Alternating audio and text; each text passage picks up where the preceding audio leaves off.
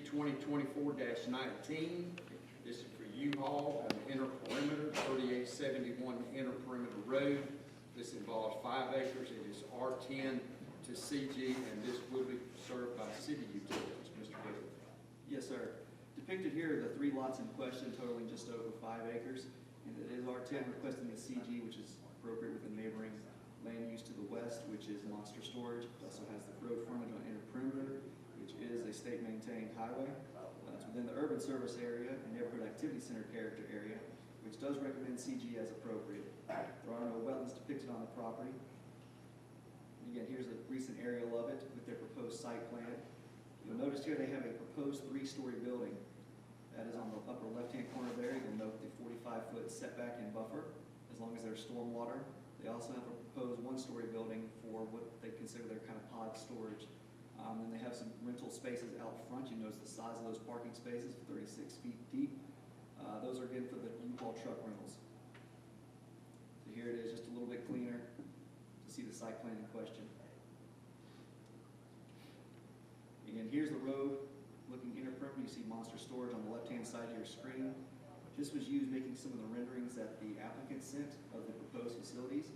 You'll notice some of the height there and some of the windows and openings. And if you'll notice, TRC did recommend approval with conditions, and those conditions address some of the proposed landscaping, buffering, and height requirements provided there. The applicant is also seeking a variance to the supplemental standards for self-storage stations. That meeting will come before the Zoning Board of Appeals in January. Again, supplemental standards limit U-Haul centers and self-storage to 35 feet. The applicant is proposing a 45-foot building. That's one of the cases. This is a shot from Baytree and Riverton, just to give you some sort of reference of scale. Prime storage there, approximately 50 feet, next to the Valdosta Pond, which is only 18 feet. So, with that being said, staff went out and had drone footage flown from the neighboring neighborhood to the north. Again, concerns of height and visibility. You see the approximate 35-foot building line there and the 70-foot line for the top of some of those trees. Now, we do know that most of them are proposed to stay on this property. However, there will have to be some clearing, if approved, for the structures to remain.